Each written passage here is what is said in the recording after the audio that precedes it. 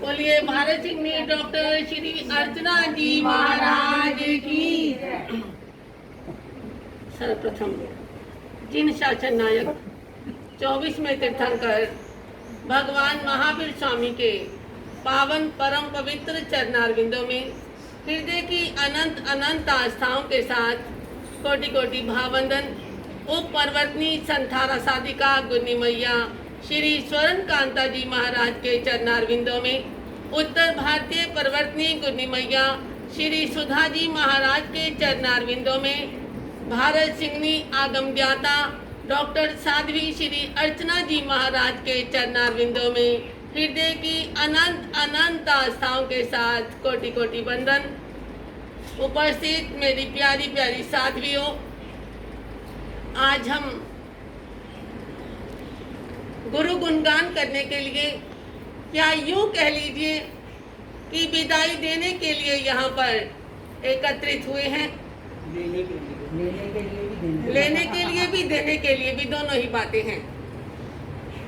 तो मेरे को यही नहीं समझ आ रहा कि किन शब्दों में मैं गुनी जी महाराज का आभार व्यक्त करूं। गुरु मेरी पूजा गुरु गोविंद, गुरु मेरी पूजा गुरु गोविंद, गुरु मेरा पार ब्रह्म गुरु भगवंत, गुरु मेरी पूजा गुरु गोविंद, गुरु मेरा पार ब्रह्म गुरु भगवंत, गुरु मेरी पूजा।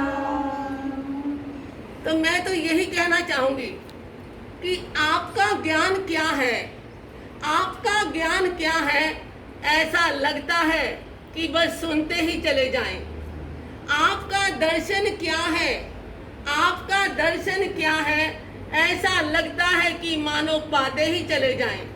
आपका चारित्र क्या है, आपका चारित्र क्या है। ऐसा लगता है मानो झुकते ही चले जाएं। आपका तप क्या है, आपका तप क्या है। ऐसा लगता है आदरते ही चले जाएं। और आपके गुण क्या है, आपके गुण क्या है। ऐसा लगता है गुणों से ओतप्रोत होते चले जाएं। और आपका अंदाज क्या है, आपका अंदाज क्या है। ऐसा लगता है बस देखते ही चले जाएं। ऐसा लगता है बस देखते ही चले जाएं। आपकी कृपा क्या है, आपकी कृपा क्या है। ऐसा लगता है निखरते ही चले जाएं। ऐसा लगता है निखरते ही चले जाएं। नवकार महामंत्र के अंदर 5 महाव्रतों का वर्णन आता है। उसमें से 3 पद गुरुओं के हैं, और हैं तो हमारे अरिहंत भगवान की गुरु ही। चाहे वो देवत्व को प्राप्त हो गए हैं, चाहे वो केवल ज्ञान केवल दर्शन से अभिप्रोत हो गए हैं। राग और द्वेष को जिन्होंने जीत लिया, कब जीता, जब 4 घनघाती कर्मों का क्षय कर दिया। ज्ञानावन्य कर्म, दर्शनावन्य कर्म, मोहनीय कर्म और अंतराय कर्म। इस कारण से वे पूजित हो गए, मन के भावों को जानने और देखने लग गए, सर्वज्ञ और सर्वदर्शी हो गए। अरे भगवान महावीर स्वामी भी तो अरिहंत ही थे। उनके ज्ञान को सुना गंधर्वों ने, गंधर्वों ने आगे दिया आचार्यों को, आचार्यों से सुना उपाध्यायों ने, उपाध्यायों से सुना हमारे गुरुओं ने। और वही श्रुत ज्ञान परंपरागत चलता आ रहा है, उसी को क्रियान्वित किया, उसी पदवी को संभाला, वही ज्ञान हमारे को बांटा डॉक्टर साध्वी श्री अर्चना जी महाराज ने। अरे हम आपके बहुत बहुत आभारी हैं। जुबान से उन शब्दों को व्यक्त किया ही नहीं जा सकता। टीन जितनी जल्दी गर्म हो जाता है, उतनी ही जल्दी ठंडा भी हो जाता है। मोटा लोहा जितना देर से गर्म होता है, उतना ही देर से वो ठंडा भी होता है। और सागर का जल ऊपर ऊपर से गर्म हो जाता है, ऊपर ऊपर से ठंडा ठंडा हो जाता है, लेकिन अंदर से तो वो शांत रहता है। ऐसे ही आपके चरणों के अंदर चाहे कोई गुस्सा लेकर आता है, चाहे कोई शांति लेकर आता है, लेकिन आपका जीवन इतनी शांति से, सहजता से, विनम्रता से भरा हुआ है कि आने वाला समाधान लेकर शांत होकर ही जाता है। विनय और विनम्रता की आप एक प्रतिमूर्ति हैं। किसी व्यक्ति ने भगवान से कहा कि प्रभु मैं आपको कैसे रिझाऊं, क्योंकि मेरे पास में जो कुछ भी दिया हुआ है वो आपका ही दिया हुआ है। मेरे पास में ऐसा कुछ भी नहीं जो देकर मैं आपको रिझा सकूं। तो भगवान ने कहा, ऐ मेरे भोले भगत, ठीक है सारा कुछ मैंने तेरे को दिया है, लेकिन एक चीज तेरी अपनी कमाई हुई है। वो कौन सी चीज है? अरे अहंकार तूने खुद ने कमाया है, बस वो मेरे को समर्पित कर दे तो तेरा जीवन महान हो जाएगा और मैं भी खुश हो जाऊंगा। तो आप सब देख रहे हैं कि ज्ञान इनमें कूट कूट कर भरा हुआ है, लेकिन है कहीं अहंकार का स्थान? है कहीं खुदी का स्थान? सहजता, सरलता इनके जीवन के ये सद्गुण हैं, इनके जीवन के ये गहने हैं। और मैं तो यही कहूंगी, इनके जीवन को देखकर, जे कोई गहना पाना चाहे विद्या गहना पाइए। भाई जे कोई गहना पाना चाहे विद्या गहना पाइए।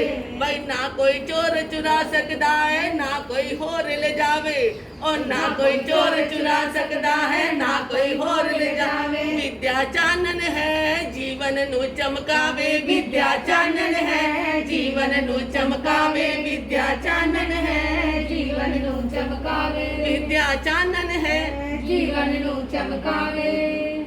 अरे गुरु तो हमारे को नेक सलाह देने वाले हैं कि हमारा जीवन किस प्रकार से सुखी बने। तो ये सलाह देने वाले हमारे गुरु हैं, इसलिए इनको वकील भी कह सकते हैं। हमारे जीवन के अंदर क्या भ्रम है, क्या क्या भ्रांतियां हैं, उन सब को दूर करके उनका ऑपरेशन कर देने वाले हैं। तो गुरु डॉक्टर भी हुए।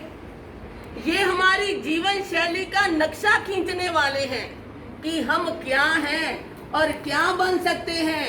तो गुरु क्या हुए? गुरु इंजीनियर भी हुए। अरे मनोवैज्ञानिक कहते हैं कि गुरु के चरणों में जितनी हम खुलकर बात कर सकते हैं, इतनी और कहीं नहीं कर सकते। तो गुरु फैमिली डॉक्टर भी हुए। इन्होंने फैमिली डॉक्टर बनकर ही, या छोटी छोटी वैरागने, क्या छोटी छोटी साधवियां, अरे क्या हमारे को इस प्रकार से ज्ञान दिया जिसका वर्णन करना ही मेरे लिए दुश्वार है। कठिन से कठिन काम को आप आसान बना देते हैं, कठिन से कठिन काम को आप आसान बना देते हैं। हर टॉपिक को आप सरलता से समझा देते हैं, हर टॉपिक को आप सरलता से समझा देते हैं। अरे किस्मत वाले होते हैं वे शिष्य और शिष्या, किस्मत वाले होते हैं वे शिष्य और शिष्या, जिनको आप जैसे गुरु मिल जाते हैं, जिनको आप जैसे गुरु मिल जाते हैं। अरे ज्ञान में आपका कोई सानी नहीं। क्या समाज, क्या देश, क्या राष्ट्र, क्या इतिहास, सबकी आपको नॉलेज है। और क्या हमारे तीर्थंकरों के जन्म कल्याणक, क्या दीक्षा कल्याणक, क्या निर्वाण कल्याणक, इन सभी की जानकारी आपकी जुबान के ऊपर तैरती है। यदि मैं आपको चलती फिरती लाइब्रेरी भी कह दूं, तो मेरा ख्याल से इसमें कोई अतिशयोक्ति नहीं होगी। तो गुण और ज्ञान आपके अंदर कूट कूट कर भरे हुए हैं। चेहरे से भले ही आप रोबीले लगते हैं, पहली बार आने वाला तो यही कहेगा कि ये तो अपने आप में ही रहते होंगे, इनका तो अपना एक एटीट्यूड लगता है।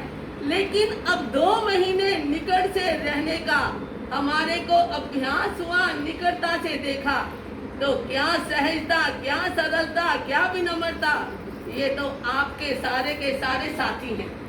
यही कारण है कि क्या बच्चा, क्या बूढ़ा, क्या बुजुर्ग, आपका सानिध्य करने के लिए, आपके सानिध्य में रहने के लिए लालायित रहता है। आपकी कृपा आपके भक्तों के ऊपर लिफ्ट के समान रहती है। लिफ्ट के समान कैसे भाई? अरे जैसे लिफ्ट के द्वारा चाहे कोई बच्चा है, चाहे कोई बड़ा है, चाहे कोई बुजुर्ग है, वो आसानी से चढ़ जाता है। इसी प्रकार आपका ज्ञान ऐसा है, वो बच्चों को भी समझ आ जाता है, बड़ों को भी समझ आ जाता है और बुजुर्गों को भी समझ आ जाता है। यही कारण है कि हमारे दिलो दिमाग के ऊपर भी आपके ज्ञान की अमिट छाप पड़ गई, जो अब कभी भी दिलो दिमाग से निकलने वाली नहीं है। मैं तो खुद भी सरस्वती माँ के चरणों में ये प्रार्थना करती हूँ कि ऐसा ज्ञान मेरे को भी मिले, मेरी भी अंतराय टूटे, मेरे भी जीवन में ज्ञान की वर्षा हो। क्योंकि अरे जिसके जीवन में ज्ञान आ जाता है, उसको ये समझ लो कि दुनिया की हर नियामत मिल जाती है, कुछ भी उससे भूला हुआ नहीं। और दया इनके जीवन में कूट कूट कर भरी हुई है। निर्बलों के ये बल हैं, असहायों के सहायक हैं। किसी भी दुखी को देखकर इनका जीवन द्रवित हो जाता है और ये सोचते हैं कि किस प्रकार से उसके दुख को दूर किया जाए, किस प्रकार से उसके दुख को दूर करके मेरे को आत्मिक शांति मिले। जुबान पर संयम का होना कोई बड़ी बात नहीं है और हमेशा आप यही बात कहते हैं कि संयम जुबान का विषय नहीं है, संयम जीवन का विषय है। संयम दिखावट का विषय नहीं है, संयम जीवन में सजावट का विषय है। और आपका जीवन भी संयम का एक गुलदस्ता है, भारंड पक्षी के समान है। अरे कितना कितना आपने प्रयास किया होगा, कितना कितना आपने समय दिया होगा, जो आप इस मुकाम तक पहुंच पाई हैं। तो मैं तो आपके चरणों में यही प्रार्थना करती हूँ कि हम सबको भी इसी प्रकार का ज्ञान ध्यान मिले। और मैं आपके माता पिता के चरणों में भी नमस्कार करती हूँ कि जिन्होंने ऐसी ऐसी संतानों को जन्म देकर धर्म के रास्ते पर लगाकर पता नहीं कितनी कितनी पीढ़ियों को तार दिया होगा। अरे जन्म लेना तो कोई बड़ी बात नहीं है, लेकिन जन्म लेने के बाद उस जन्म को सार्थक करना, अरे ये सबसे बड़ी बात है, ये सबसे अनमोल बात है। और आचार्य शास्त्र का इन्होंने हमारे को स्वाध्याय करवाया, ज्ञान दान दिया, एक एक चीज को ऐसे खोल खोल कर बताया कि जो सब अपने अंदर आसानी से उतरती चली जा रही थी, आसानी से हृदयंगम होती चली जा रही थी। तो हमारे जीवन में ज्ञान आए तो वो इस प्रकार से आए, विनम्रता आए तो इस प्रकार से आए, और हमारा जीवन ज्ञान के मार्ग में, ध्यान के मार्ग में, स्वाध्याय के मार्ग में इनकी प्रेरणा लेकर आगे ही आगे बढ़ता चला जाए, आगे ही आगे बढ़ता चला जाए। कैसे आगे बढ़ता चला जाए? अरे मैं एक छोटी सी बात आपको बताना चाह रही हूँ कि हमारा जीवन क्यों आगे नहीं बढ़ पा रहा। जैसे बांसुरी होती है, बांसुरी में से स्वर क्यों निकलते हैं? क्योंकि वो अंदर से खाली है। तबले में से बोल क्यों निकलते हैं? क्योंकि ऊपर खाल है और अंदर से वो खाली है। अरे यदि जीवन के अंदर विचारों का शोर हो रहा है तो वहां पर तो कुछ दिख ही नहीं सकता। तो हमारे डॉक्टर श्री अर्चना जी महाराज ने उन गंदे विचारों को, कूड़े करकट को अपने ज्ञान वर्धन के द्वारा बाहर निकाला और उसको संयम के द्वारा, तप के द्वारा, गुणों के द्वारा शुद्धित किया, पुष्पित किया, तभी उसमें ज्ञान ठहर पाया। तो ऐसा ही ज्ञान पाने के लिए हर आत्मा लालायित रहती है, हम सबकी लालायित हैं। और इस 2 महीने के प्रवास में हमारे मुंह से और साथियों के मुंह से, किसी के भी मुंह से आपके लिए कोई जाने अनजाने कोई गलत शब्द निकल गए हो तो मैं उसके लिए आपसे क्षमा प्रार्थी हूँ। और अंत में 2 लाइनें बोलकर अपने वक्तव्य को विराम दूंगी। गुरु वचनों को रखना संभाल।